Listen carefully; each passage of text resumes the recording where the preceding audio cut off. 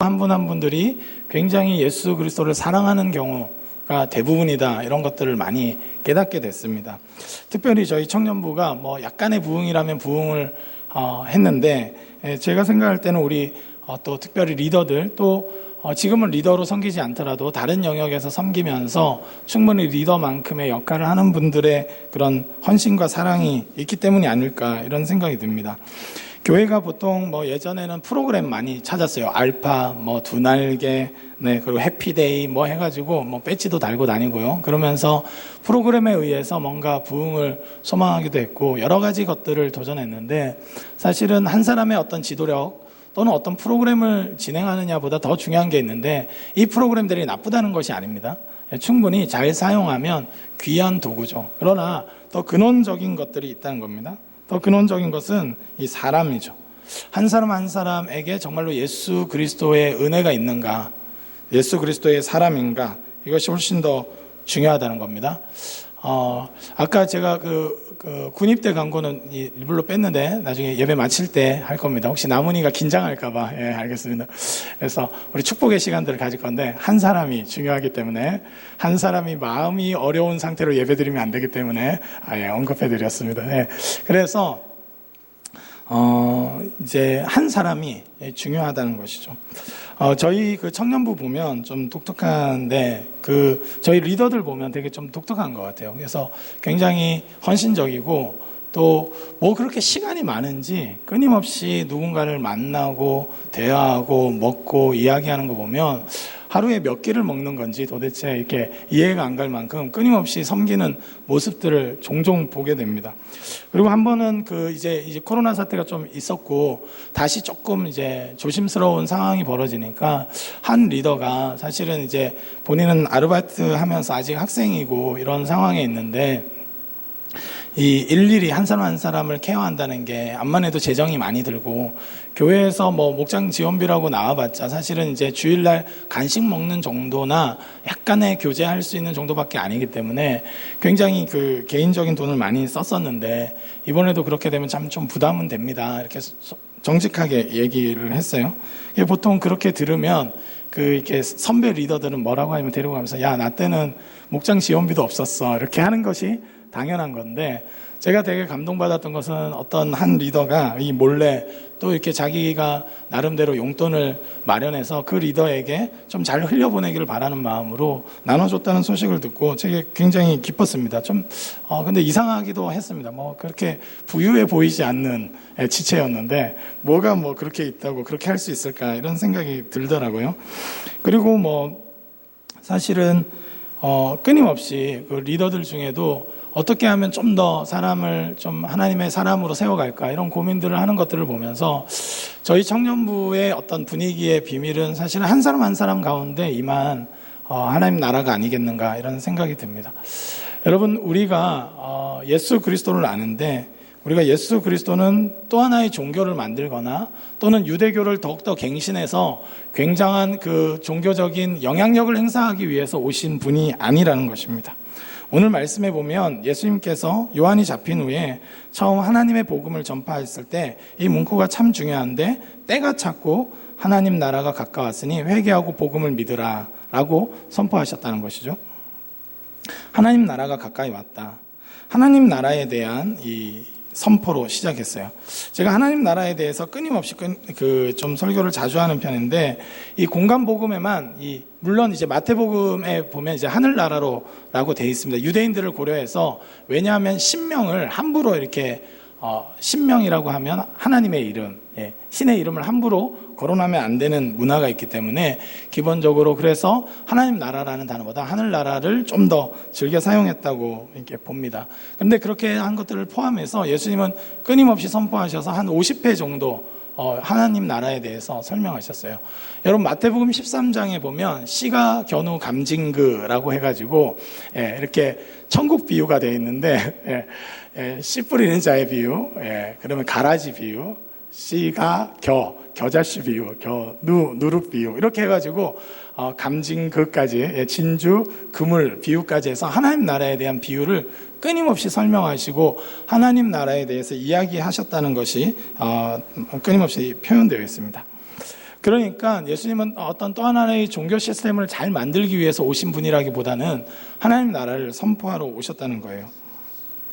우리가 사실은 이 종교적인 일에, 이 이원론적인 어떤 사고관에 빠지면 이제 하나님의 일은 종교 영역에 있고 또 이제 세상 일은 다 뭐 부차적인 것으로 생각할 수 있습니다. 이 나름 음식을 또 잘해서 요리를 하는 일을 한다든지 연기를 한다든지 아니면 또 이 의료인이 돼서 누군가를 치료하는 일은 물론 소중한 일이지만 세상의 일에 속해 있고 하나님의 일은 좀 더 기도하고 말씀 보고 교회에서 집회 열심히 참여하고 그리고 또 이렇게 나름대로 그런 교회 프로그램에 적극적으로 참여하는 것이 하나님의 일이 아닌가 이런 생각을 할 수 있는데 예수님은 전혀 그렇지 않았다는 거예요. 여러분, 예수님께서 죄사함을 선포한 것이 이 성전이나 오히려 회당이 아니라 여느 곳이에요.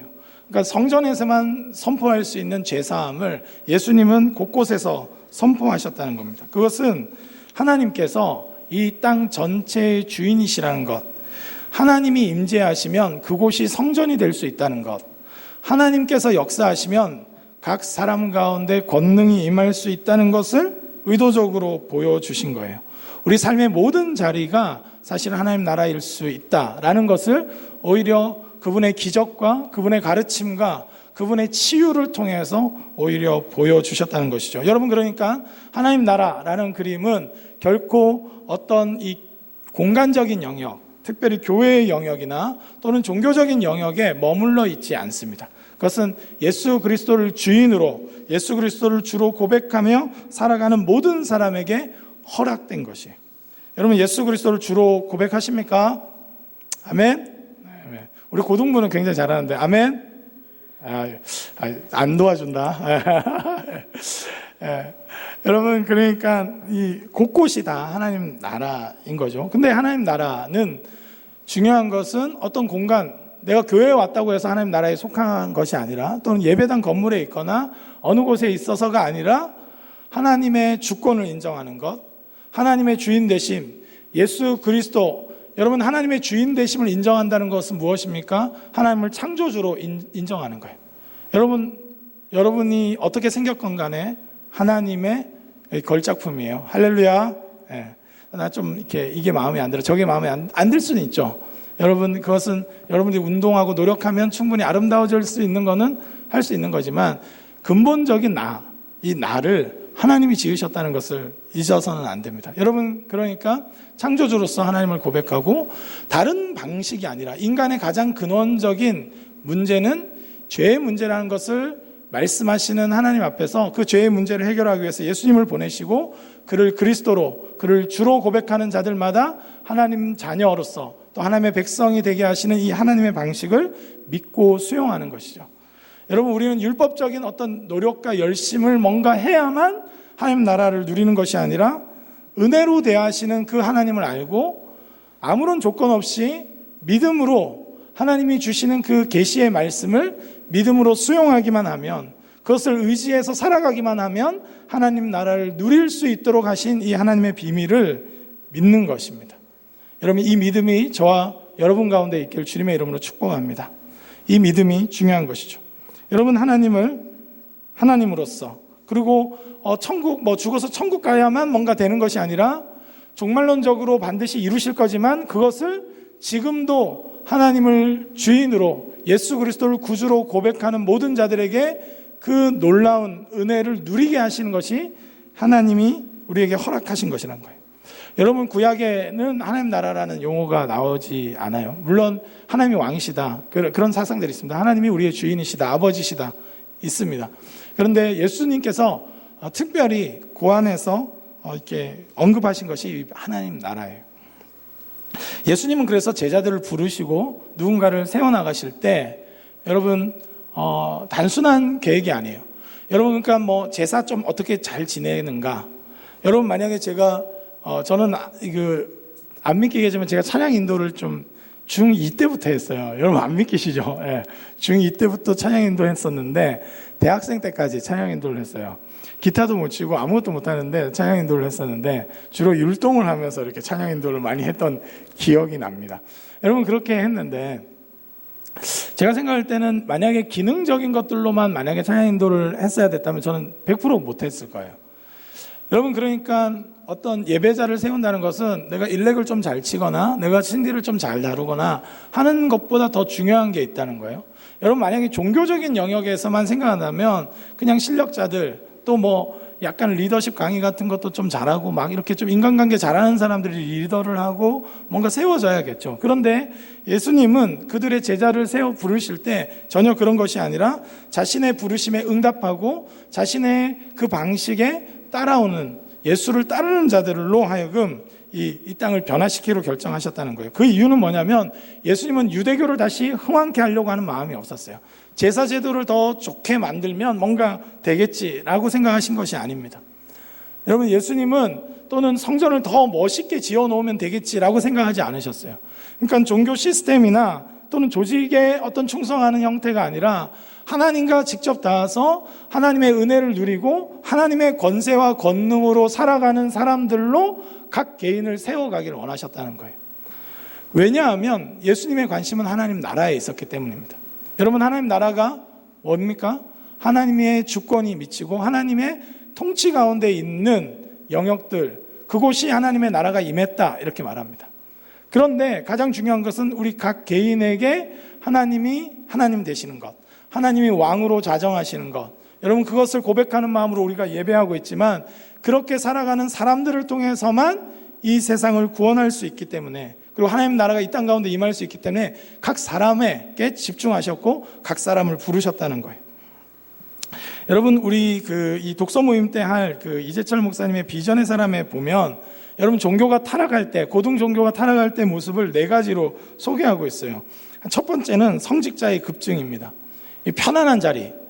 여러분, 그러니까 하나님 나라를 선포하기 위해서 자기를 부인하고 예수님을 정말 따르는, 여러분, 이 여우도 굴이 있지만 정말 누울 곳조차도 없었던 예수님을 따르는 그런 방식, 완전한 용서와 십자가의 방식으로 살아가시는 그 예수님을 따르는 하나님 나라의 백성으로서의 정체성이 아니라 종교 시스템 안에서 거기서 오는 이득과 권력과 그런 것들을 유지하는 차원으로 생각하기 때문에 성직자가 어려운 길이, 좁은 길이 아니라 굉장히 많아지는 거죠.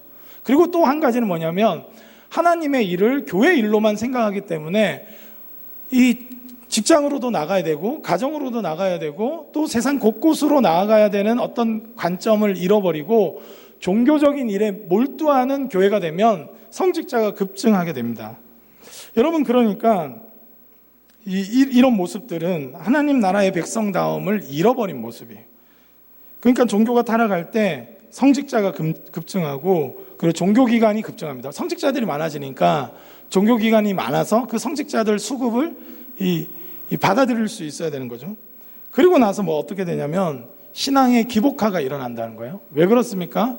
이제 뭐 많은 사람들, 많은 기관이 있으니까 재정이 많이 필요하니까 끊임없는 많은 헌금들을 걷기 위해서는 복받아라 하는, 사람이 듣기 좋은 설교를 통해서 끊임없이 신앙이 기복화되고, 그래서 내가 받은 복으로 조금 뭐 모양 내듯이 좀 헌금하고 이런 것들로 가득 채워진다는 거예요. 마지막으로 이해 집단처럼 된다. 그러니까 교회만 하나님 나라라고 생각하니까 교회가 위협받으면 아무것도 안 되는 거예요. 세상에 정의와 공의가 흘러가는 일인데 교회가 조금 손해보는 일이다. 그러면 하나님 나라를 추구한다면 교회가 조금 손해볼 수 있는 걸 선택하겠죠. 그런데 우리의 관점에서, 여러분, 물론 그 책에는 제 설명으로 하진 않았습니다. 그냥 단순한 종교적인 타락을 설명하지만 제가 이해하기로는 이런 이원론적인 사고방식, 종교적인 일, 교회의 일은 하나님 나라의 일이고 세상의 일들은 그냥 세상의 일이라고 생각하는 방식이 결국 이런 모습을 나타내는 거예요. 어떤 성직자가 진짜 뭐 사리사욕을 위해서 목회의 길을 가겠습니까? 그런 사람은 제가 볼 때는 거의 없을 거예요. 사실 알바하는 게 훨씬 더 돈은 많이 벌 수 있습니다. 그냥 최저 시급으로 받아도 더 많이 벌 수 있을 자신이 있어요, 전. 그러니까 이게 목회자의 길을 간다는 것은 그런 것들을 추구해서는 아니겠죠. 그러나 대부분의 사고방식이 뭐냐면 하나님이 내 개인적으로 통치하시고 내 모든 영역을 정말로 다스리시고 통치하시려고 한다는 그 믿음보다는 그냥 교회의 영역에 내가 들어가서 거기 안에 있으면 마치 하나님 일을 하는 것처럼 생각하는 방식을 따른다는 거예요.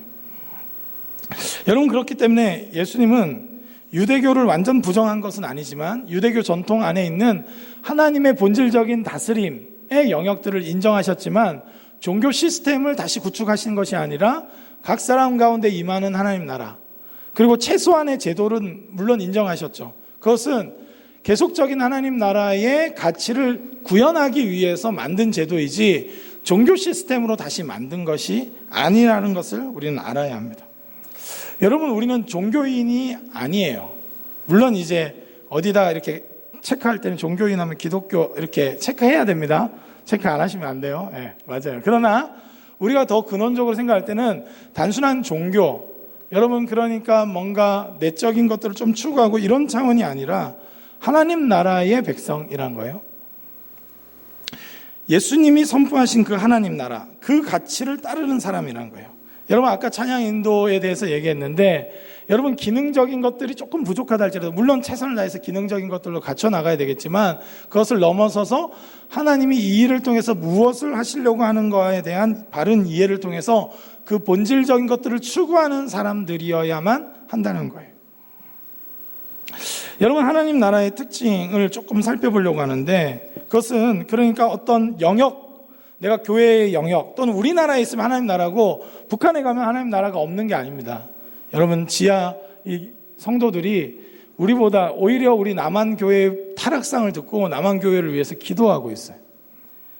여러분, 그러니까 어떤 영역에 들어가면 하나님 나라가 없는 것이 아니라 각 개인 가운데, 공동체 가운데 그 내면으로부터 새로워지는 나라가 하나님 나라라는 거예요. 누가복음 우리 17장 20절에서 21절 말씀을 한번 읽어보도록 하겠습니다. 같이 읽도록 하겠습니다. 시작. 바리새인들이 하나님의 나라가 어느 때에 임한가 묻거늘 예수께서 대답하여 이르시되 하나님의 나라는 볼 수 있게 임하는 것이 아니요 또 여기 있다 저기 있다고도 못하리니 하나님 나라는 너희 안에 있느니라. 아멘. 여러분, 예수님이 선포하신 하나님 나라는 예수님을 믿을 때, 예수님을 주로 고백할 때 임재하시는데 어떤 한 특정 공간에 매여 있는 것이 아니에요. 여러분, 그러니까 각 인격의 그 마음에 하나님의 왕자가 있다는 거예요. 하나님이 왕으로 자정하시느냐 안 하시느냐예요. 여러분, 군대 가도 그것이 하나님 나라 될 줄 믿습니다. 아멘. 네, 나무니만 아멘 했어요. 네, 우리 우울할 필요가 없어요. 그것이 천국이기 때문이죠. 네, 맞습니다. 그러니까 우리가 어떤 상황과 환경이 굉장히 받쳐줘야만 하나님 나라가 임하는 것이 아니라 물론 하나님은 우리 내적으로부터 변화시켜서 반드시 우리 외면화하는 방식을 선택하십니다. 여러분, 관념의 세계에 두시지 않아요. 분명히 우리의 표정이 달라지고 우리의 삶의 태도가 달라지고 우리가 사는 공간들이 아름다워지게 하시는 분이지만 가장 더 근원적으로는 하나님은 내적으로부터 너희 안에 있다는 거예요. 이거는 공동체적인 우리의 그 스피릿, 그 안에 있다는 의미일 수도 있고 한 사람 한 사람 각 개인 가운데 하나님 나라가 임한다는 것을 말할 수도 있습니다. 여기 있다 저기 있다가 아니에요. 여러분, 옛날에 저희가 그 청년 시절에 많은 집회들이 있었는데 여러분, 그 중고등부 이렇게 가르쳐 보면 참 어려운 게 뭐냐면 수련회만 가면 막 뛰면서 찬양해요. 뭐 제가 수련회 때 예찬이 뭐 수영이 이런 애들 보면 뭐 지금 막 당장 하나님이 막 자기를 막 데려가듯이 막 열방을 향해서 막 기도할 때도 막 눈물을 흘리면서 막 수련회 가갖고 막 탁 트인 공간가 막 이런 데면 갑자기 적극적에서 새신자한테도 관심도 없던 애들이 막 새신자한테 관심 갖고 중등부 애들 보고 이름이 뭐니? 나는 너를 사랑한단다. 뭐 이렇게 얘기하면서 굉장한 변화가 일어나는데 제가 이 답답한 거는 다시 교회만 오면 이렇게 뭐 박수 치자고 해도 뭐 대충 치고 뭐 그런 거예요. 여러분, 이거 조금 문제가 있는 거예요. 여러분, 특정한 어떤 공간과 시간에 매이는 것은 하나님 나라가 아니라는 거예요. 하나님 나라는 지금 오늘 우리가 예수를 주로 고백하고 예수님을 나의 구원자로 고백하고 예수님의 그 권능과 생명을 믿는 자들에게 임할 수 있고 임하게 하셨다는 것이 예수님의 말씀입니다. 여러분, 사단은 끊임없이 우리를 속이지만 지금도 우리 안에 하나님 나라가 임한 줄 믿습니다. 아멘. 아멘. 여러분, 하나님이 함께 하시면 넉넉히 되는 거예요. 분위기가 받쳐지고, 여러분 제가 예전에 프랑스에 있는 떼제 공동체를 간 적이 있는데 굉장히 홀리해요. 진짜 분위기 자체가 탁 들어가면 제가 부르면 또 이렇게 망쳐져가지고 그러는데, 거기는 이제 단음으로 해가지고 탁 하는데 그 수사들이 음악적인 재능이 어마어마합니다. 그래서 뭐 맨 처음에 첫 음만 딱 치면 할렐루야 누가 이렇게 딱 부르면 같이 막 사성 뭐 이렇게 해가지고, 예, 더 부르고 싶지만, 예, 우리 고등부 애들이 괴로워해서 참도록 하겠습니다. 뭐 그렇게 그리고 뭐 사랑의 나눔 있는 곳에, 이 찬양도 이제 떼제 찬양이에요. 내 영혼이 이 찬양도 떼제 찬양입니다. 무슨 찬양인지 못 알아듣겠죠. 근데 문제는 제가 부르면 모르시더라고요. 그래서 나중에 듣고 이 찬양 이런 경우가 있는데, 하여튼 그런데 많은 젊은이들이 와서 회심도 일어나고 그 경건한 분위기에 의해서 확 변화가 되는데, 문제는 돌아가서 또 막 엉망진창으로 살다가 또 매년 떼제를 자꾸 찾는다는 거예요. 귀한 일이죠. 너무나 귀한 일이지만 여러분, 거기에 매여서가 아니라 우리가 가는 곳마다, 예배드리는 곳마다, 또 우리 가정에서 큐티하는 그곳에도 하나님은 임재하시고 우리 가운데 거하실 수 있다는 거예요. 여러분, 그러니까 우리는 사단은 자꾸 속이죠. 어떤 특정한 영역, 특정한 시간대에만 하나님 임하시는 분이 아니라 바로 우리 가운데 임하시는 분이 하나님이시라는 겁니다. 여러분, 이미 너희 안에 있다고 예수님 말씀하고 계세요. 여러분, 이걸 믿음으로 누리면 예수 그리스도께서 주 되셔서 그렇게 우리 가운데 역사하시고 다스리실 줄 믿습니다. 우리 내면도 늘 끊임없이 싸우죠. 여러분, 인간의 마음이란 게 그렇게 중요해요. 여러분, 그러니까 수련회 때 막 마음 먹고 막 열정적으로 하고 내가 적극적으로 하리라 마음, 하나님을 의지하는 마음으로 믿음으로 나가면 그렇게 놀라운 예배와 또 은혜의 시간들, 그리고 막혀졌던 관계들, 여러분 수련회 때 뭐 많이 했던 게 뭐예요? 막 집회 때 막 은혜 받고 마지막으로 서로를 용서해야 될 사람들을 찾아가십시오 하면 말하지 않아도 막 눈물 콧물 흘리면서 찾아가가지고 미안해 하면서 용서하고 하는 일들이 끊임없이 일어났죠. 근데 문제는 뭐예요? 돌아와서는 다시 원수를 맺는다는 것이죠. 이것이 이제 문제입니다. 여러분, 그러니까 그 사건, 수련회 때나 이렇게 은혜 받는 사건을 무시하란 말이 아니에요. 그 사건은 하나님 나라가 우리 가운데 언제든지 은혜로 주어질 수 있다는 것을 경험한 거예요. 여러분, 우리가 그때 뭐 특별한 열심이나 특별한 율법적인 완전함이 나타났기 때문에 임한 것이 아니라 하나님 약속을 믿고 성령을 의지했을 때 서로 용서하고 용납하는 일이 일어났고, 내 내적으로 성령님이 오셔서 끊임없이 나에게 열정을 주시고 기도하게 하시고 하나님 나라, 하나님의 은혜를 구하며 담대히 나아갈 수 있는 용기를 주신 것이죠. 그렇게 하나님 나라는 임한다는 거예요.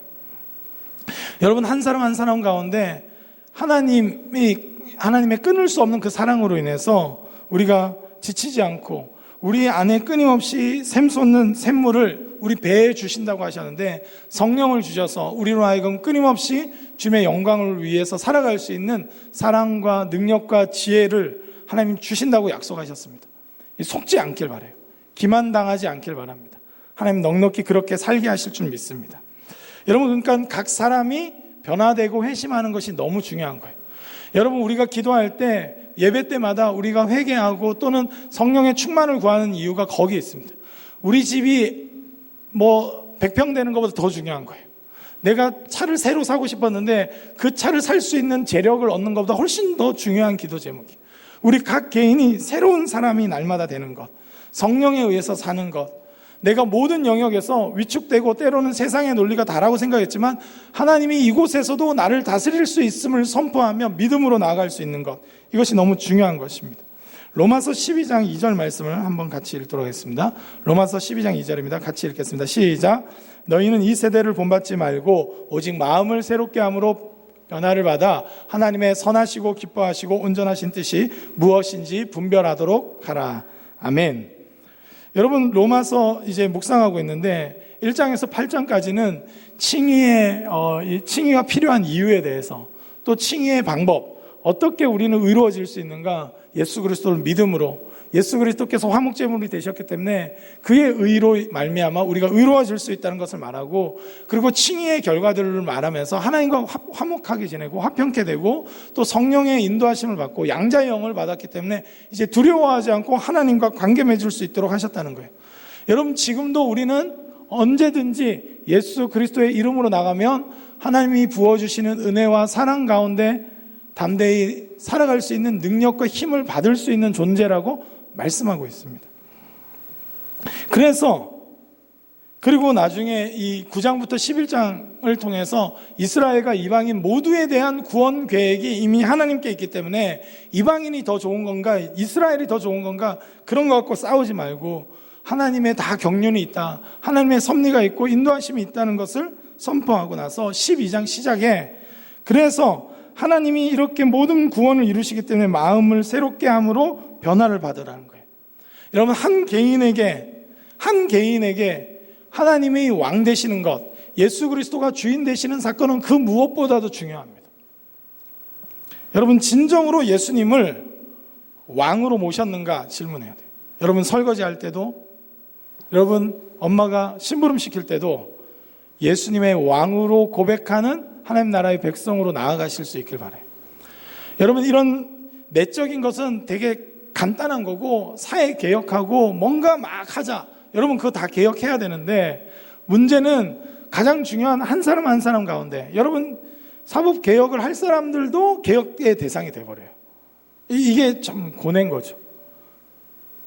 여러분, 정부와 여러 가지 것들을 개혁해야 된다고 주장하는 사람들도 오히려 개혁의 대상이 돼버리니까 피장파장이네 하면서 대충 살게 되는 거예요. 여러분, 그렇기 때문에 우리가 한 사람 한 사람이 내적으로부터 새로워지는 것을 경험하지 않고서는 어떠한 변화와 어떠한 새로움들도 우리 이 세상에 흘려보낼 수 없는 거예요. 여러분, 우리가 진실로 변화되어야 될 줄 믿습니다. 우리의 모든 영역, 우리의 언행과 우리의 눈빛과 손길과 심지어 우리의 패션 스타일조차도 하나님이 원하신다면 변화해야 되는 거예요. 그 변화를 소망하는 거예요. 하나님의 뜻에 대해서 집중하는 거예요. 내 욕망, 내 뜻이 아니라 하나님의 뜻에 집중된 삶, 하나님을 나의 주인으로 여기는 삶. 여러분, 그것이 또 마치 신랑과 신부가 결혼해서 오로지 신랑을 위해서 사는 것처럼 사는 것, 여러분, 그런 사랑의 사귐이 있는 삶을 사는 것이 하나님 나라에 갇힌 것이죠. 여러분, 그래서 우리가 한 사람 한 사람 가운데 하나님이 임재하실 수 있고 하나님 내 삶의 영역에 이미 통치하신다는 그 확신을 가지고 담대히 나아가는 것이 중요합니다. 여러분, 직장으로 내일 또 나아가는데 이곳은 하나님이 없는 곳이 아니라 여전히 하나님 일하실 수 있는 곳이라고 선포하고 나아가실 수 있길 주님의 이름으로 축복합니다. 코로나로 해서 위축됐지만 그럼에도 불구하고 제한된 가운데 하나님 통치하는 영역이라고 선포하시기 바랍니다. 내가 집에만 가면 엄마랑 싸우는 사람들이 있다면 오늘 엄마를 위해서 기도하기보다 여러분 자신의 변화를 위해서 간구하며 여러분 그곳에 하나님 나라가 임하기를, 하나님의 통치가 있기를 기도할 수 있길 바랍니다. 마태복음 18장 20절에 또한 이렇게 기록되어 있어요. 두세 사람이 내 이름으로 모인 곳에 나도 그들 중에 있느니라. 아멘. 여러분, 그러니까 나 한 개인의 변화, 그리고 두세 사람, 여러분 작은 소집단부터 여러분 가정, 여러분 이 목장 곳에도 누가 주인 되시게 해야 되느냐? 하나님이 주인 되게 하시는 거예요. 내 이름으로 모인 곳에 주님이 함께 하시기로 했고 그곳에 하나님 나라가 임할 수 있다는 거예요. 여러분, 그러니까 특별한 집회, 특별한 어떤 그 경건한 분위기에 어떤 공간에만 하나님이 임하시는 것이 아니라 범사에 하나님을 인정하고 끊임없이 하나님을 경외하는 삶이 될 때 우리의 진정한 변화가 있다는 거예요. 여러분, 우리가 이 고뇌가 뭐예요? 한 번씩 막 되게 은혜되는 말씀을 듣고 막 눈물 콧물 흘리면서 확 기도했을 때 내가 하나님의 사람이란 확신을 가지고 막 나가다가 또 좀 미지근하게 오랫동안 지내고 나면 모든 공간에서 모든 시간에서 하나님이 마치 없는 것처럼 사는 우리의 모습들을 보면서 끊임없이 실망하지 않습니까? 여러분, 그런데 예수님 말씀하시는 거예요. 내 이름으로 모인 곳마다 내가 임재하겠다. 여러분, 가는 곳마다 예수님의 이름으로 선포할 수 있길 바라요. 여러분의 가정은 주님의 것인 줄 믿습니다. 아멘. 아멘. 여러분, 아빠 것도 아니에요. 엄마 것도 아닙니다. 주님 거여야 돼요. 그때 우리 가운데 충만한 기쁨과 생명이 넘쳐나는 것이죠. 하나님 나라는 그렇게 각 개인과 그 공동체 가운데 임재하기로 했어요. 여러분, 그러니까 경건해 보이는 어떤 성전이 있는 곳, 뭐 예루살렘 성전까지 간다 할지라도 여러분 그곳에 하나님 나라가 있는 것이 아니라 각 개인 가운데 임할 수 있고 우리 두세 사람이 예수님의 이름으로 나아가면 나아갈 수 있는 거예요. 여러분 군대 가서도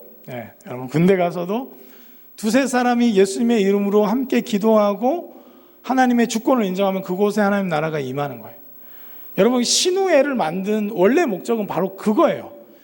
이 신우회 모임만 해가지고 막 예배 드렸냐 안 드렸냐 막 사장님이 신앙인이었고 신우회 왔어 안 왔어 이거 체크하려고 신우회를 만든 게 아닙니다. 본래는 두세 사람이 주님의 이름으로 모여서 이 직장도 세상의 가치가 아니라 하나님 나라의 가치로 살기로 결정하기 위해서 사실 신우회를 처음 조직한 건데, 어느 순간 보면 신우회 참석이 마치 이 하나님을 위한 일의 전부가 돼버리는 거죠. 이 대학교도 마찬가지예요. 여러분 뭐 이렇게 기독교 서클에 들어갔다고 해서 하나님 나라가 들어가는 것이 아니라, 거기에 들어간 이유는 내 학과와 내 모든 관계가 가운데 하나님의 통치가 임하기를 원해서죠. 여러분 그런 가치로 우리는 하나님 나라를 바라봐야 돼요. 여러분 예수님이 그래서 의도적으로 성전을 부인하지도 않았어요. 성전에 가셨습니다. 여러분 예수님은 여러분 종교 시스템을 너무 무시해도 안 돼요. 뭐 하나님 나라 곳곳에 있으니까 아니라 성전에 가서 예배 드리시고 모든 걸 하셨지만 거기가 하나님 나라의 전부라고 말씀하신 게 아니에요. 그것은 하나님 나라를 드러내기 위해서 필요한 차원의 제도였지만 그것을 넘은, 여러분 그래서 거리에서 또 만나는 사람마다 그렇게 교제하시고 함께 하신 것이죠. 여러분 그리고 예수님은 그래서 하나님 나라의 가치들을 몇 가지를 말씀하셨는데, 오늘 예수님 말씀하신 걸 전부 다루기에는 진짜로 3시간 예배 드려야 되기 때문에 오늘 몇 가지만 좀 나누려고 합니다. 여러분 예수님은 하나님 나라의 소중한 가치를 몇 가지 말씀하셨어요. 그것은 첫 번째는 이 생명이에요. 생명. 여러분 우리가 하나님 나라의 백성으로 산다는 것은 늘 생명을 선택하는 거예요. 누군가가 되게 미운데 그 사람을 여러분 막 악플 막 달아갖고 죽을 지경에 내모는 거, 그거 생명이 아닌 것이죠. 생명을 선택하는 거예요. 여러분 마가복음 3장 4절에 이렇게 기록되어 있어요. 그들에게 이르시되 안식일에 선을 행하는 것과 악을 행하는 것, 생명을 구하는 것과 죽이는 것 어느 것이 옳으냐 하시니 그들이 잠잠하거늘. 여러분 종교 시스템에 이렇게 익숙해진 여러분 뭐 사두개인이나 바리새인들이나 이런 사람들은 종교 시스템이 훨씬 더 중요한 거예요. 안식일을 거룩하게 지키기 위해서 아무것도 안 하는 게 중요하다는 거예요. 왜 그것을 말씀하셨는지는 관심 없고 그 규칙을 지키느냐 안 지키느냐, 우리 교회에서 말하는 종교 시스템에 잘 따르느냐 안 따르느냐, 이것이 훨씬 중요한 문제였는데, 예수님의 관점은 뭐였냐면 하나님 나라를 늘 선포하신 예수님은 여러분 손 마른 자를 치료하셨어요. 안식일이라 할지라도 하나님은 생명을 선택하신 분이라는 거예요. 안식일의 원래 이유가 뭡니까? 생명으로 충만했던 6일, 그리고 나서 안식일을 통해서 이 생명을 누리고 이 창조 질서 가운데 온전한 회복과 치유가 일어날 수 있도록 안식일을 허락하셨어요.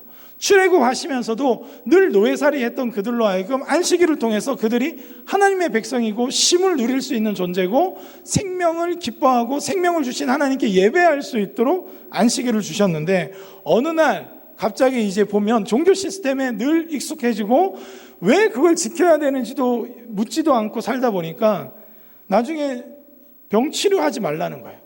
안식일을 지켜야 되기 때문에 생명을 구하는 것보다, 여러분 가축은 구하면서, 여러분 당장에 내 재산이니까 가축은 웅덩이에 빠져도 구하면서 사람은 그날에 치료받으면 안 된다고 말하는 것이 종교 시스템에 익숙해진 사람들이에요. 여러분 여전히 예수님은 하나님 나라의 가치를 선포하면서 생명을 선택하라고 말씀합니다. 어느 것이 더 옳으냐? 여러분 우리 교회가 왜 이 코로나, 여러분 별거 아니죠. 뭐 사실은 우리 예배드리고 뭐 확진돼도 사실은 오직 믿음으로 해도 됩니다. 사실은. 그러나 우리가 조심하는 이유는 뭐예요? 하나님의 권능을 믿지 못해서가 아니라 생명을 선택하기 위해서죠. 여러분 이웃에게 피해가 안 가도록 생명을 선택하는 일. 여러분 어느 곳에나 생명을 선택하는 것. 여러분 직장 가운데 생명을 선택하는 것이 하나님 나라의 일이라는 거예요. 오늘 여러분 우리 영양사 분들도 계신데 이상한 재료 쓰지 않고 온전한 재료 쓰는 거, 그게 하나님 나라의 일이에요. 생명을 선택하는 거. 여러분들의 직장에서 누군가가 이 일을 통해서, 내가 이렇게 잘 만든 일을 통해서 안전이 지켜지고 회복될 수 있다면, 내가 가르치는 아이들이 죽음의 문화가 가득한 이 세상, 누군가라도 막 내몰아서 다 죽이고 자기에게 마음에 들지 않으면 다 배제시키고 하는 이 문화에서 벗어나서 생명을 선택하는 것, 이게 하나님 나라의 가치라는 겁니다. 여러분, 예수님을 따른다는 것, 예수님이 선포하신 하나님 나라에 산다는 것은 늘 생명을 선택하는 거예요. 여러분, 생명을 선택하기 때문에 여러분, 예수님 그래서 그들 죄인들과도 어울리셨어요. 여러분, 삭개오를 향해서 누군가는 죽여야 될 놈, 없어져야 될 놈, 이렇게 말했을지도 모르겠습니다. 배제시키기를 원했어요. 밀어내기를 원했지만 예수님 그와 함께 그의 집에 유하기를 원하셨고, 그로 하여금 회개하고 돌이켜서 하나님 나라의 생명을 누리도록 하신 것입니다. 여러분, 우리는 늘 그래서 생명에 관심이 있어야 돼요. 여러분, 피조 세계가 지금 신음하고 있는데 생명을 선택해야 돼요. 여러분, 어떤 분들은 그래서 환경에 대해서 굉장한 관심을 가지고 플라스틱을 최대한 쓰지 않고 여러 가지로 노력하는 일들을 하고 있어요. 일부러 텀블러를 가지고 다니면서 커피를 받아 먹는 분들이 있습니다. 이 생명을 선택하는 일이죠. 이게 다 하나님 나라의 일이라는 거예요. 여러분, 예수님이 선택하시는 것, 생명이. 그러나 더 근원적으로는 하나님으로부터 분리되어서 죄 가운데 거해서 이 종교 시스템 안으로 들어오지도 못했던 사람들, 그들로 하여금 하나님의 생명을 누리는 거에 관심이 있으셨어요. 병들어서, 또는 나병 환자라서, 간음한 자라서, 세리라서, 죄인이라서. 여러분, 성전이 있는 이유가 뭡니까? 그런 죄인들이 회개하고 돌이키고 하나님의 생명을 누리도록 만드신 것이 성전인데, 성전이 오히려 죄책감을 더하고 더 구원받아야 될 자들은 완전히 배제시키고 오히려 헌금하고 또 재물 바칠 만한 사람들만 오게 한다면 그것은 하나님의 원래 뜻에서 벗어난 것이죠. 그래서 예수님은 생명을 선포하셨습니다. 그리고 예수님은 그들로 하여금 자유롭게 하셨어요. 요한복음 8장 32절에 우리 잘 아는 말씀이죠. 진리를 알지니 진리가 너희를 자유롭게 하리라. 여러분, 그러니까 종교적인 어휘가 있고 종교적인 어떤 모임만 아니라 어느 곳이나 생명을 선택하고 그곳에 자유가 임한다면 그것이 하나님 나라가 도래한 것이고 하나님 나라가 임하는 표징이라는 거예요. 예수님이 가는 곳마다 자유가 임했습니다. 그들은 끊임없이 올가매고 율법주의에 사로잡으려고 했지만 거기로부터 벗어나고 온전케 되는 일들을 예수님이 행하셨어요. 예수님의 제자들로 하여금 또 많은 사람들로 하여금 끊임없이 예수님은 진리 가운데 자유롭게 하셨어요. 여러분, 진리가 없어지는 게 자유가 아니라 진리가 오히려 우리를 자유롭게 하는 겁니다. 하나님의 말씀이 원래 뜻을 진짜 알면 자유로운 사람이 돼요.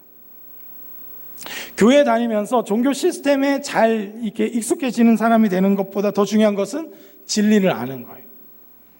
여러분, 아까 전에도 말했지만 저는 바라기는 우리 모든 사람들이 진짜로 진심으로 리더가 되길 바랍니다. 할렐루야. 네. 옆 사람한테 말해주세요. 당신은 곧 리더가 될 겁니다. 목장 리더로, 행정 리더로. 여러분, 참 감사한 거는 저희 교회 리더들이 참 감사한 것은 한 해 하고 보통 해방이다, 벗어나고 이제 때려치워야지 이렇게 하질 않아요. 항상 다음 해도 하고 싶습니다. 또 하고 싶습니다. 저는 이미 이 일에 헌신된 자입니다. 이렇게 하면서 끊임없이 저한테 얘기를 할 때 보면 놀라움을 금치 못합니다. 그리고 이제 조금 잠시 쉬었다가 충전해서 다시 하려고 합니다. 뭐 이런 식으로 얘기를 하죠. 여러분, 우리는 종교 시스템에 좀 필요하니까 이번에 목장 리더가 좀 부족하대.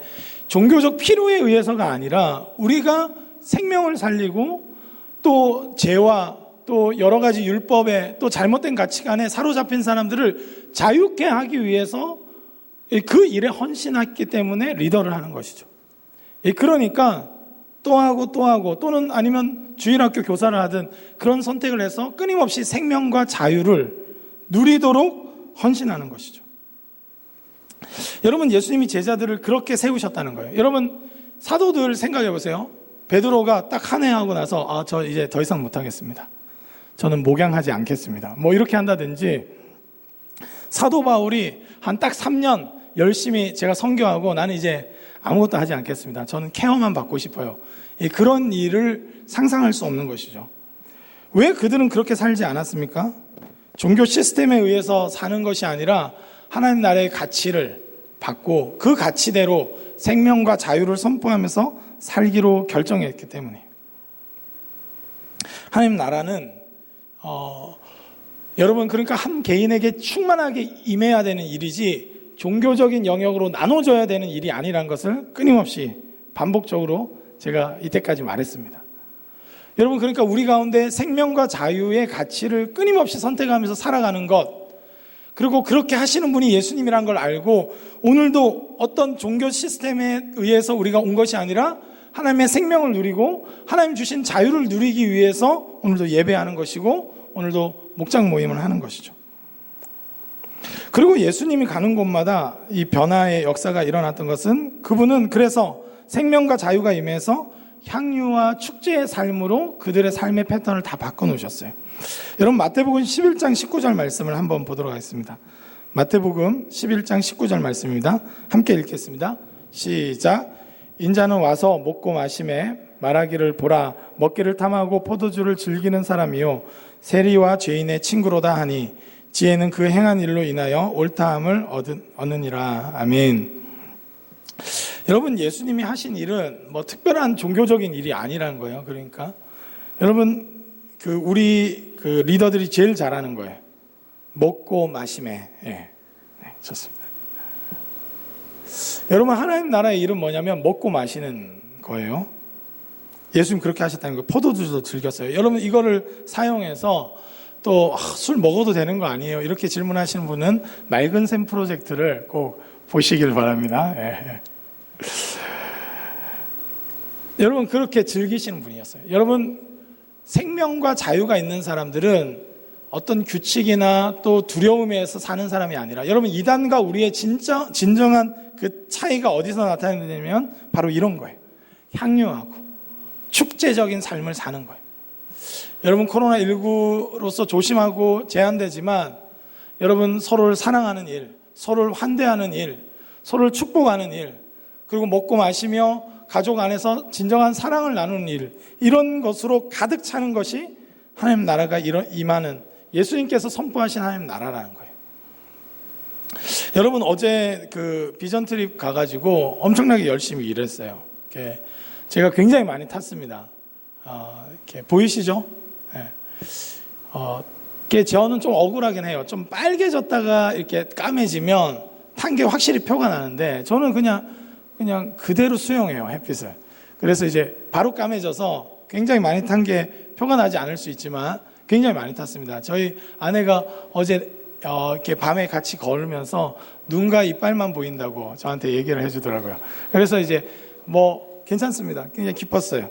여러분 그런데 그곳 가운데서 일하고 함께하면서 교제하면서 이렇게 여러분 시골에 가서 어르신들도 뵙고 그 다음에 거기 사역하시는 전도사님과 함께 교제하면서 여러분 대단한 일을 하러 간 거 아니죠. 뭐 벽칠하고 뭐 하는 거 했지만 그런 일보다 그곳에 가서 함께 교제하고 그 전도사님에게 그 시골 사역을 감당하는 거에 있어서 그 교제를 통해서 회복이 일어난 거죠.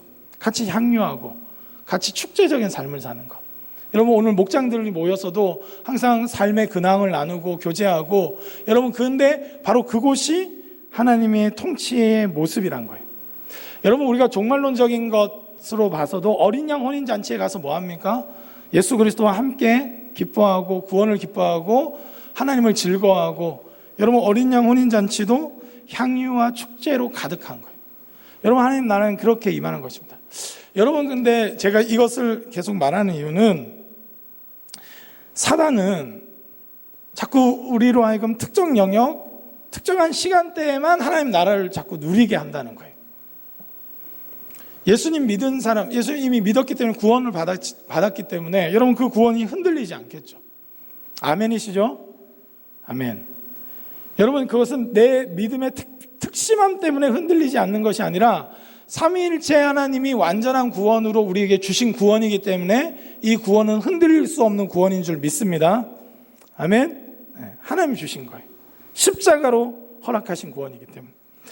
여러분 그런데 사단은 그렇다면 우리로 하여금 더 축소된 삶을 살게 하는 전략을 짭니다. 그래서 지금 우리가 하나님을 마음껏 누리면서 기뻐하면서 여러 가지로 이 위축되고 어렵게 하는 가운데서도 하나님의 주권을 인정하며 담대하게 살아갈 수 있는 향유의 축제의 삶, 기쁨과 자유한 삶을 빼앗긴 나머지, 여러분, 그래서 저랑 이야기할 때는 하나님 나라가 임한 것 같은 분들이 있어요. 한 번씩 보면.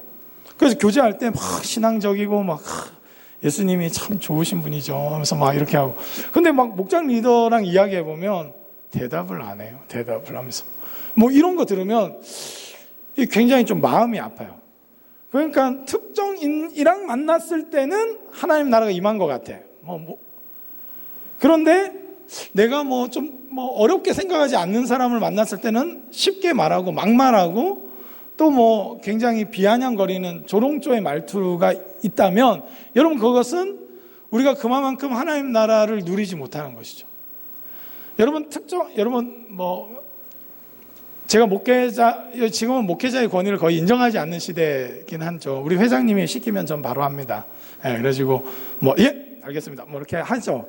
근데 중요한 것은 특정한 어떤 직분을 감당했을 때만 하나님 나라가 임하는 사람이 있어요. 여러분 잘 들으세요. 이제 결론으로 가겠습니다. 여러분 모르지 않아요. 여러분 하나님 나라를. 여러분 우리가 수련회 때나 이럴 때 또 강력한 성령의 임재를 경험했을 때 여러분 우리 가운데 자유가 임했고 생명의 역사가 일어났고 향유와 축제의 삶이 있었는데, 문제는 뭐냐면 자꾸 축소시키는 거예요. 종교의 영역으로. 그러니까 특정한 누군가 좀 경건해 보이는 사람이랑 만났을 때는 하나님 나라가 임하고 경건하지 않은 사람이랑 만나면 하나님 나라가 없는 것처럼 사는 삶, 이것이 우리 그리스도인의 삶을 자꾸 망가뜨린다는 거예요. 여러분 예수님께서는 두세 사람이 내 이름으로 모이면 무조건 함께 하신다고 약속하셨습니다. 아멘. 남자친구 여자친구 서로 연인끼리 만나면 하나님 나라가 임하지 못하는 경우가 있어요. 큐티하자고 하면 어색하고 하나님의 은혜에 대해서 나누면 어색한 커플들을 많이 봅니다. 저는. 여러분 2명이라 할지라도 예수님의 이름으로 모이면 그곳이 하나님의 역사가 일어날 수 있는 곳인 줄 믿습니다. 여러분 직장도 마찬가지. 어느 곳이나 특정한 사람, 내가 좋아하는 목장 리더가 됐을 때는 목장에서 막 삶도 나누고 눈물도 흘리고 이러다가, 내가 좀 별로 안 좋아하는 목장 리더, 내 스타일이 아닌 것 같은 사람이랑 할 때는 예수님을 빼놓고 생각하는, 여러분 이것이 우리로 하여금 우리에게 임한 하나님 나라를 누리지 못하게 하는 엄청난 유혹이에요. 내가 좋아하는 사람이랑만 하나님 나라를 누릴 수 있는 것이 아니라 나와 원수된 자랑도 하나님 나라를 누릴 수 있게 하신 게 복음의 능력인 줄 믿습니다. 화해가 일어나고 서로 용서가 일어나고 정의와 공의가 서가는 일들이 일어날 수 있다고 주님 말씀하신 거예요. 예수님은 세리와 죄인과도 하나님 나라를 같이 누리셨어요. 그분은 제한 없이 하나님 나라를 누리게 하실 수 있는 분.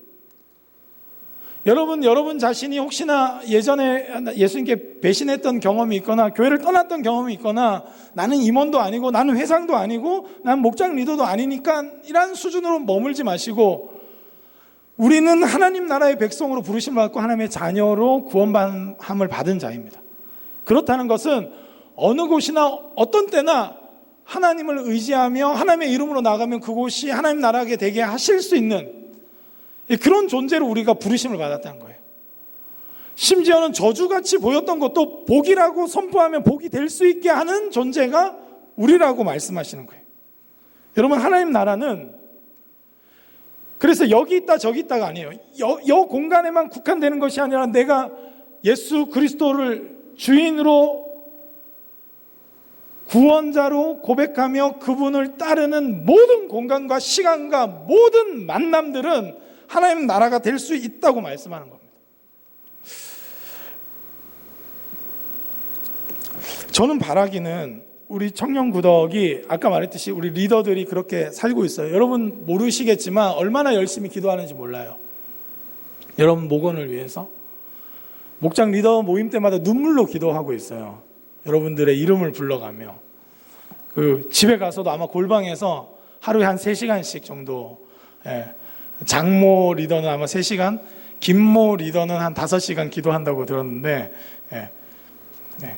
예, 한 1년에 1년에 하루에는 아니고요. 1년에.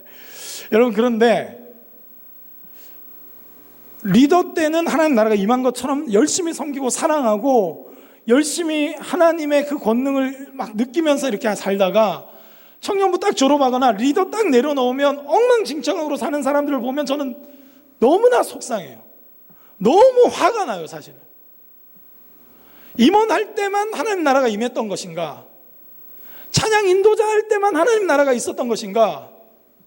목장 리더 할 때만 하나님 나라의 가치를 소망했던 자인가? 예수님은 하나님 나라를 선포하시고 공생의 내내, 그리고 그들의 모든 제자들을 교회 시스템, 종교 시스템에 잘 충성하다가 이제 필요 없으면 버리기 위한 존재가 아니라 하나님 나라 백성 한 사람 한 사람, 하나님 나라를 누릴 수 있는 사람으로 세워나가기 위해서 자기 자신을 내어주셨는데, 어느 순간 교회는 특정 기간, 특정 장소, 특정 직임을 감당할 때만 마치 하나님이 있는 것처럼 사는 수준으로 너무나 하향평준화되어 있는 거예요. 목원이면 어떻습니까? 옛날에 5년 전에 리더했다가 안 했으면 어쩌습니까? 지금 우리는 하나님 나라를 누려야 될 줄 믿습니다. 예수님이 가져오신 하나님 나라는 예수님을 주인으로 고백하는 모든 사람에게 임할 수 있는 하나님 나라. 은혜로 생명을 주시고 구하는 자에게 성령을 주셔서 넉넉히 감당하게 하시는. 여러분, 이번에 우리 가서 전도사님 여러분 30대 35살에 시골교회 목회를 시작하고 또 작년에 사모님이 돌아가셨음에도 불구하고 그 안에 평강이 있는 건 뭡니까? 영생을 누리기 때문이겠죠. 그 안에 하나님 나라가 있기 때문이겠죠. 외적인 조건들에 너무 민감한 사회가 돼서 외적 조건이 바뀌지 않으면 마치 하나님은 없는 것처럼 이렇게 이야기하는 이 시대 앞에 저는 오히려 고난받는 여러분 북한의 성도들이 우리에게 하나님 나라가 뭔지 오히려 보여주는 것 같아요. 고난 한가운데서도 누릴 수 있는 평강, 고난 한가운데서도 누릴 수 있는 기쁨과 자유, 그게 진짜 하나님 나라라는 거예요. 예수님이 주인 되셔서 한복판에서 하나님을 선포하고 하나님이 주시는 능력으로 사는 삶, 그 권능과 권세, 그것이 하나님 나라가 아니겠습니까? 우리에게 믿음의 결단이 좀 필요해요. 예수님은 하나님 나라를 소망하면서 우리를 불러내셨는데 어느 순간 교회는 교회 시스템에 어느 정도 충실한 성도, 그런 교인을 만드는 수준으로 머물러 있다면 깨어나야 됩니다. 여러분, 리더 한 번만 감당하려고 해도 열심히 기도도 하고 성경도 더 자주 보고 그렇게 하면서 내가 하나님 나라의 백성이라는 정체성으로는 그렇게 살지 못한다면 여러분, 우리가 가짜일 수 있는 거예요. 여러분, 제가 그 충격적인 얘기를 한번 들은 적이 있는데 그 목회자들 중에 은퇴하고 나서 교회를 안 다니는 분들이 많다는 거예요. 놀랍죠? 평생 막 설교하시고 그렇게 했는데 은퇴하고 나서 종교적인 직무를 다 하고 나니까 다 허무하고 무의미해서 그런지 몰라도 교회를 안 다니시는 분들이 있다는 거예요. 대부분 그런 경우는 사모님들이 더 믿음이 좋대요. 그래서 사모님들이 팔을 꺾고 교회로 끌고 간다는 거예요. 충격받았어요. 그래서 저희 아내를 보면서 끝까지 믿음 좋아야 된다고 말해주고 있어요. 나를 끌고 가야 된다고, 혹시나. 여러분, 그러니까 종교 시스템에 익숙해져 갖고 종교 시스템을 위해서 살던 삶 때는 하나님이 중요했고 말씀이 중요했고 하나님의 권능으로 마치 사는 것처럼 했지만 종교 시스템이 사라지고 나니까, 거기에 자기 필요가 사라지고 나니까 대충 사는 거예요. 그분은 좋은 교회 리더였을지는 몰라도 하나님 나라의 백성은 아니라고 생각합니다. 하나님 나라의 백성은 총체적인 거예요.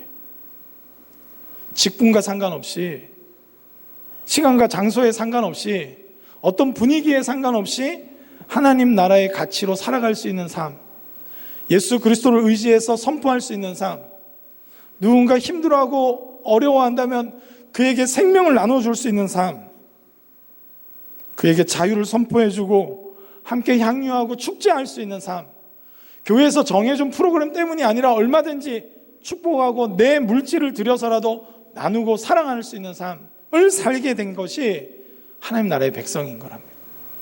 예수님은 그렇게 하나님 나라를 선포하셨고 그렇게 살아가셨고 그들의 제자도 그렇게 세워가셨기 때문에 그들은 평생에 자기 목숨을 내놓는 자리까지 하나님 나라를 위해서 살아갔던 것입니다.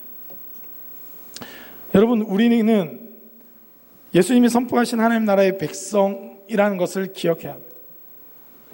여러분, 구독교회에서는 열심히 했는데 딴 데 가서는 대충 살면 안 됩니다. 오늘 돌아가서는 여러분 저랑 함께 할 때나 아니면 전도사님이 들어가서 막 큐티 나눔하고 목장 모임 때 도와서 막 그렇게 할 때는 그렇게 잘 나누던 사람들이 오늘 또 목장 리더나 오늘 리더가 못 와서 만약에 부리더가 할 때는 대충 한다면 여러분 이건 하나님 나라를 물론 컨디션에 따라서 약간의 인간인지라 그럴 수 있겠죠. 그러나 선명하게 어떤 공간, 어떤 관계, 어떤 상황에 의해서만 누린다면 여러분 우리는 종교 시스템에 익숙해진 거예요, 사실은. 저는 여러분들이 잘 훈련돼서 가정에서도 목장 모임처럼 기획도 했으면 좋겠어요. MBTI 검사도 하시고 말씀도 나누시고 여러분 즐겁게 곳곳에서 향유하시고 축제로 누리시길 바랍니다. 목장 모임 준비하는 만큼 목장 리더들이 가정 모임을 준비한다면 여러분 그 가정은 하나님 나라가 임할 거예요. 제가 숙제로 내줍니다. 여러분 9월달 추석 모임을 기획하시길 바랍니다. 미리.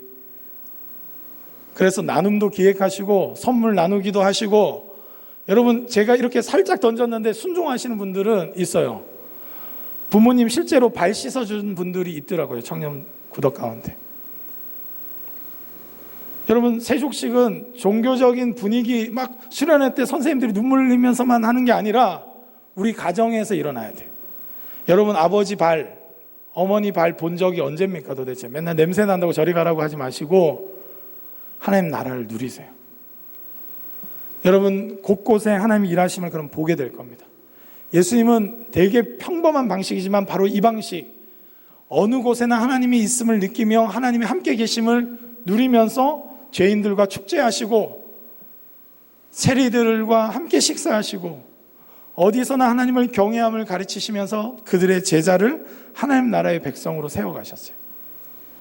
제가 목장 리더 모임 때는 굉장히 경건하다가 집에 가서는 막 엉망으로 하거나 아니면 사적으로 만날 때는 막 덕지나 하면서 막 이렇게 욕하면서 뭐 그렇게 한다면 저를 목회자로 안 보겠죠. 여러분 하나님 나라는 그래서 절대로 나뉘어지면 안 돼요. 여러분 분리되면 안 됩니다. 여러분 추구하세요. 순간순간 하나님 나라를 소망하세요. 하나님을 주인 되는 자리로 선포하세요. 어렵고 힘들고 쓰러진다 할지라도 실패한다 할지라도 우리의 직장에서 그렇게 선포하며 믿음으로 나아갈 수 있기를 소망합니다. 여러분 어떤 사람을 만나도 여러분 우리 아빠는 안 됩니다. 예수님은 세리와 죄인들과 함께 식사하시면서 하나님 나라를 누리게 하실 수 있는 분. 여러분 우리가 누군가를 만날 때 예수님을 빼놓고 생각하기 때문이에요. 두세 사람이 내 이름으로 모인 곳에는 예수님 반드시 함께 하시는 분이신 줄 믿습니다. 아멘. 여러분 그 믿음으로 목장 모임도 하시고 모든 모임에 하나님 나라를 선포하시고 하나님과 함께 즐거워하시고 서로를 환대하시고 서로에게 생명을 나눠주시고 서로를 축복해 주시고 서로를 세워주시길 바라요. 그곳에 이미 하나님은 준비하고 계세요. 우리가 그분의 주권을 인정하지 않고 그분이 없는 것처럼 살기 때문에 하나님 나라를 누리지 못할 뿐이지. 제가 얼마 전에 또 들었는데 하단의 모 권사님이 그 근처에 사는 결혼한 청년이든 누구든 막 불러가지고 식사를 같이 했다는 거예요. 제가 너무 감사했어요. 여러분 저는 성경을 통해서 배운 하나님 나라가 그런 거예요. 대단한 집회, 막 카리스마 넘치는 목회자, 여러분 그런 것들로 누리는 게 아니에요. 그것도 필요하죠. 산상수훈적인 말씀이 필요하고 4,000명, 5,000명 모이는 집회도 필요합니다. 부인하는 게 아니에요. 그러나 그것만으로 이루어지는 것이 아니에요. 여러분 우리의 삶의 모든 순간순간 공간마다 하나님의 주권을 인정하고 하나님의 임재하심을 경험하고 하나님을 선포해 나갈 때 하나님의 역사가 일어날 줄 믿습니다. 어제 우리 새내기 중에 주은이가 함께 따라갔어요. 저 되게 기뻤어요. 저는 하나님이 주은이를 통해서 뭔가 하실 거라고 확신합니다. 진짜 확신해요. 물론 수영이와 예찬이를 통해서도 일어날 줄 믿습니다. 예. 뭐 은양이는 당연한 거고요. 말하지 않겠습니다. 하여튼 뭐 여러분, 근데 왜 그러냐면 그 아이들이랑 놀아주면서 저 하나님 나라가 보이더라고요. 그 전도사님 자제들이랑 같이 노는데 종교적인 어휘도 아니고 대단한 문구도 아니지만 생명을 나누고 시간을 나누고 그 존재를 긍정해주고 축복해줄 때 하나님 나라가 임하는 것을 보았습니다. 여러분, 우리 가운데 사단은 계속 속여서 자꾸 우리가 하나님 나라를 누리지 못하도록 쪼개고 잘라내고, 그래서 특별한 사람만 특별한 시간에만 누리게 하지만, 여러분, 예수님은 이스라엘 전역이 하나님 나라가 되게 하셨고 예수님의 목표는 온 열방이 하나님 나라가 되게 하시는 겁니다. 그렇기 때문에 우리의 부르심은 더 특별한 거예요. 여러분, 그 전에도 제가 한번 말했지만 저희 아내가 사모가 되는 것에 대해서 굉장히 스트레스를 받았었어요. 여러분, 목회자 사모가 되실 분들도 여기에 몇몇 보입니다. 예언이에요. 할렐루야. 근데 사모가 되는 거 굉장히 스트레스, 뭐 안 받으실 수 있는 자유가 여러분 가운데 이미 있는 줄 믿습니다. 근데 아내가 이렇게 좀 받길래 저는 좀 계속 정답형이에요. 이렇게 공감해주고, 그렇지, 막 이렇게 해야 되는데, 약간 공감해주다가 보통은 이제 아내 보고, 그럼에도 불구하고 사모가 되려고 하지 말고 그리스도인이 되려고 해라. 그 얘기 해줬어요. 여러분, 직분이 중요한 것도 아니고 다른 것도 중요한 게 아니라, 목장 내가 리더를 하냐 안 하냐가 아니라, 여러분, 그렇다고 해서 목장 모임 가서 리더 행세를 하란 말은 아닙니다. 오늘 갑자기 막 갔는데 제가 마이크 좀 잡아야겠습니다, 뭐 이러면 리더가 마음 어려워져요. 권위를 인정하고 순종하셔야 돼요. 그럼에도 불구하고 마인드는 다르지 않길 바랍니다. 예수님을 사랑하고 예수님 안에서 내 삶을 공유하고 고백하고 죄와 싸워나가고 승리할 수 있길 바랍니다. 하나님께서 자기의 연약함과 부족함과 상관없이 하나님 나라를 인정하는 사람, 그리고 시간과 공간과 상관없이 하나님 나라를 인정하는 사람들에게 그 은혜를 누리게 하실 줄 믿습니다. 여러분, 그렇게 하나님은 우리 가운데 일하세요. 여러분, 특별한 시간에만, 제가 설교 시간에만 하나님 나라를 누린다면 저는 얼마나 비참한 삶을 살까요? 여러분, 모든 시간과 공간 가운데 하나님의 주권을 인정하고 하나님의 이름으로 담대히 나아갈 수 있길 바랍니다. 마지막으로 옆 사람에게 권면하겠습니다. 예수님의 이름으로 나아갑시다. 여러분, 가는 곳마다, 여러분 목장 모임 하기 전에 딱 들어갈 때도 예수님의 이름으로, 예수 그리스도의 이름으로, 내 이름으로 모인 곳에, 내 이름으로 나아가는 곳에 하나님이 약속하셨어요. 하나님의 그 역사가 일어날 줄 믿습니다. 우리 모임 가운데 예수님 함께 하셔서 반드시 회심케 하시고 거듭나게 하시고 생명을 살리게 하시고 또 말씀 가운데 변화를 일으키시고 자유케 하시고 축제와 환대의 시간들을 갖게 하시고 서로를 긍정케 하시는 하나님의 역사가 우리 가운데 일어날 줄 믿습니다. 순간순간 주님을 인정하고 우리 마음 가운데 들어올 때마다 그 사단의 생각들을 거절하고 하나님의 주권을 인정하며 나아가는 저와 여러분 되시길 주님의 이름으로 축복합니다. 우리 시간 함께 찬양하며 나아갔으면 좋겠습니다. 함께 주의 나라 임하소서, 우리 함께 찬양하며 나아갔으면 좋겠습니다.